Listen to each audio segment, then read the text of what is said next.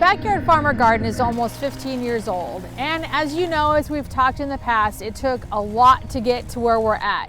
We could barely get a shovel in the ground. This used to be an old greenhouse, very hard packed. We had to get a tractor out here with a 3-point tiller on the back in order to even get the soil turned over when we first started out here. But we have managed the soil very well, and that's really what I want to tell you how to do. And the best time is in the fall, right where we're at right now. Come in here, get your soil prep in, clear out what you don't need. Sometimes we don't need to leave anything here. Hand turn that soil over, give your space where you want to keep walking, so those designated paths.